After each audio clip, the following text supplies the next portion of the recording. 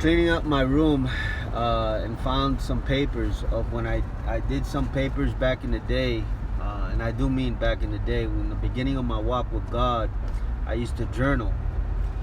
And on that journal, I wrote down all my feelings, I wrote down prayers, I wrote down prayer requests, I wrote down prophecies, I wrote down everything, right? Because I was so... I did have mentally illness, like they say. I did have that going on, no doubt about it. I was unstable, and I was double-minded. I couldn't hold down. I didn't have no peace. I had a lot of anxiety.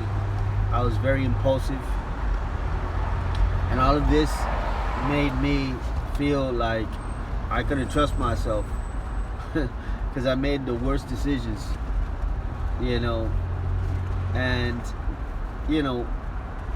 that's where a lot of my lectures derive from. When I talk about feelings, and when I talk about it's how empty and void feelings can be. They carry nonsense a lot of the time. Feelings do, meaning feelings are not to be trusted. And there's a difference between feelings and a gut instinct. Like this intuitive side to you that feels like something bad may happen if you go to this place. That's different than a feeling. The feelings I'm referring to, like when I was talking about impulsiveness, when I was talking about like double-mindedness and anxiety and all that's stuff that the devil uses to get people to destroy their life even more by making reckless decisions that go against themselves and their family and loved ones, etc. Right? Because there is a fact to this whole chemical imbalance thing when you're doing drugs and all that. Yeah, the brain is not like balanced out at all, bro. And so it's like everything plays a role. Your thought process is not on board. You're not grounded in the truth. Therefore, your emotions are rattled, right? Because you feel unsure, unsafe, insecure, etc. And then that plays a role in your decision making, which your feelings play a role there, right? But it's all coming from a bad source in the beginning. The source from where all that is coming from is from an insecure place. You don't feel like you're not on level ground. You're like floating, right? I often put up the example of a bag in the wind. The wind blows this way and the bag goes that way. Wind blows that way and the bag goes that way. And a person like that will be swayed by opinions of other people. Other people will tell that person, you're this, you're that, labeling them, and they would just not know themselves well enough to be able to counter that with their belief system, meaning they don't have enough identity to stand on truth. Therefore, they're rattled with accusations and persecution, etc. One good thing I could say about all of that I mentioned, all of that is chaos and destruction and hell. But one good thing is that when you come out of it and God fixes you and heals you and delivers you and sets you up to grow on solid ground, that once you get to that place, that all of that in the background, your history plays a role in, like, it played a vital role in making you strong, right? So like it gave you all the more identity. Because I always say, like, identity is not just like it's what not to do as much as it is what to do. Like both roles play a big role in knowing who you are and what. So I know what not to do in life, and it's affirmed me in what I know about Christ, that this is the way. And then I just appropriate myself in the place of godliness, holiness, purity, and righteousness. And I find that works, because I find that produces light and peace, and it produces good fruit, and everything's connected to everything else in one way, form, or shape. And so, like, because everything is connected to everything, one deed is connected to people, right? So, like, you do one kind gesture and it could go viral all over the world if somebody captures it on video. And now you just blessed a multitude of people, and you're teaching, and you become somewhat of a hero in people's eyes for something that you did, and it's blessed so many people. Everything is intertwined one way or another, connected to other things, right? Even if it didn't go viral, it's still connected to, say, you know, you people are always watching and taking stuff from you, or it's connected to your family, or your children, or your wife.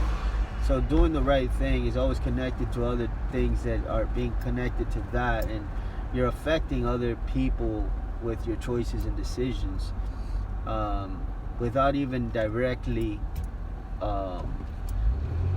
confronting them or being connected to them in a roundabout way. Just by them acknowledging you, they're already connected to you. Like watching TV, you're connected to what you're watching, and you don't know the person, and you're not affiliated with any of that, but you can extrapolate something from what you're watching and take it for yourself if you deem it valuable enough. The devil uses sin to go fishing for people, and sin is one of those things that he masks it out to be. He dresses it up to be entertainment and this and that, so that people can fall for it. But really, it's like an arresting officer. When you start to sin, you get arrested in the spirit, and you slowly but surely you get moved more and more into darkness. This is what I learned. You get moved more and more into darkness, and eventually you start to wither and fade and die, slowly but surely on the inside. Your soul, spirit, mind, and heart, your values, your principles, everything starts to dwindle. That all in that realm of selling yourself slowly but surely. Right? God called you to be good and righteous and holy, right? He called you to do good unto others as they would. So God's law is imprinted there in the Bible as much as it is on your conscience. And so wherever you go and whatever you do under this sky, this whole thing it's legalized in such a way where God says, if you do it this way, you're going to get blessed, but if you do it that way, you're going to get cursed. And you decide what you want. Say, the decision is up to you. The choices are there laid before you. So the devil's a tempter to try to ensnare you and try to trap you up and snare you up and try to trip you up. I was setting you up for a fall. Nevertheless, God uses all of that to try to teach you and give you wisdom and understanding on how good He is, that He forgives you and has mercy on you, but also that that's not the way. It teaches you that whenever you get snared up and tripped up and all that, it's giving you the signal, saying, flashing lights are saying, hey, you're in a territory that you should not be in. What are you doing over here? You are trespassing. This is a trespassing zone. If you weren't here, you wouldn't be suffering, right? If you were somewhere where, I think of the movie The Lion King, and Mufasa says to Simba, look, all this land is yours. And Simba is looking around, he's like, wow, all mine, Dad? He said, all of it. Look, everywhere where the light shines is yours. And the sun is just shining on all this beauty, and it's beautiful, right? You know, everything is alive and well and thriving. The trees are blooming, the animals are drinking pure water, the rivers are flowing, everything seems so good, right? But then there's something in the horizon that looks dark and dead, and that's that desolate land where Scar lives and the hyenas live. And that place is dark. It doesn't have any light, and everything over there on that side of the fence is dead. The grass is dead, the trees are dead, everything over there on that. And Simba is looking at that side and saying, hey, is that mine too over there? And Mufasa said, no, you shall never go over there. You know, because over there, that's dangerous territory. Over there, there's enemies. Over there, there's, you know, when you go over there, you're gonna just find that you don't belong there. You belong over here where there's life and help and hope and love and goodness. So Simba, a lot like humans, you know, they're like, they enjoy this land that God gave them, this territory. They're good for a season. They're innocent. They're doing life. They're watching good cartoons as a child. They're eating their cereal. They're laughing, joking, playing outside, hide and go seek, freeze tag, you know, going about their business until one day, one of the hyenas, let's put it like that, one of the hyenas comes into the territory where and speaks, right, to Simba and says, you know, that it had a present for him or some kind of gift or something of value on that side of the fence, but that they had to go over there. But likewise, that's the same scenario here on Earth. You know, children will be going through TV channels and they'll find pornography and then find that was different than every other channel, and this has like a weird taste to it, a weird look to it. They can't figure it out completely, but they understand that it's drawing them in one way it's drawing them in, but in another way they feel like, well, this I shouldn't do this. I shouldn't do this. I shouldn't go. I shouldn't. I just feel like I shouldn't. That's God, right? But this is the problem. When people go for it, there's something that the Bible refers to as searing your conscience, searing it with a hot iron.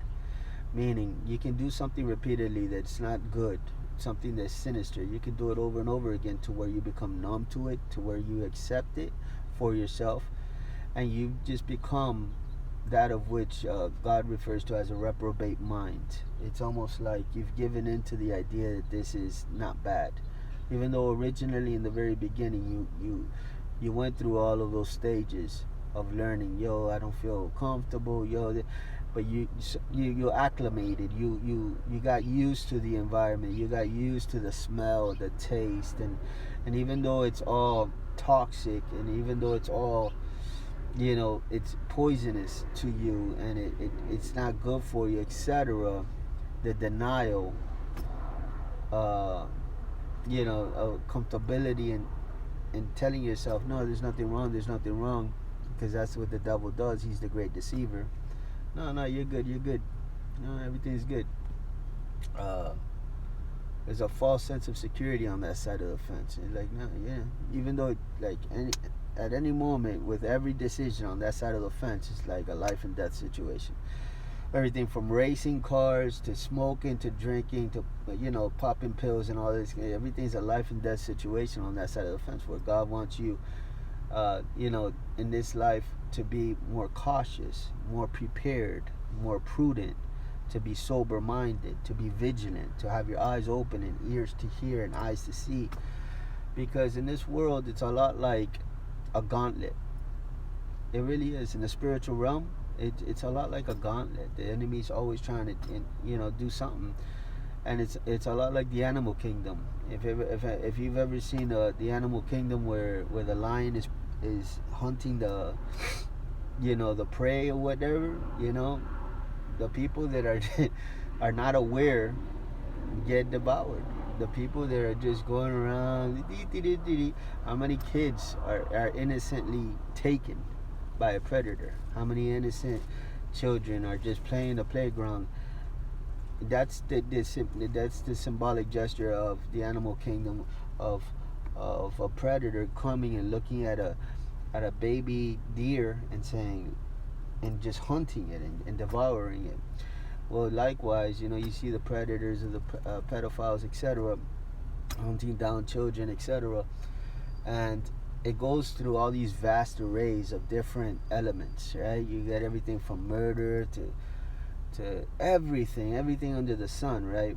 But God is trying to tell you the instruction manual in the Bible, like just be careful. That's that desolation land. That's that place of the darkness over there. He said, if you remain in me, if you abide in me, I'll take care of you. All your needs, I'll take care of them, right? But it takes people a lifetime to really figure this out. They just want to do things their way. They want to figure it out for themselves. They want to control their own life. They want to make all these decisions so that they could be convinced that God is the only way. It's like, no, I'm gonna have fun. So the devil uses the bait of fun and entertainment and pleasure. That's the bait, and the hook under it is sin.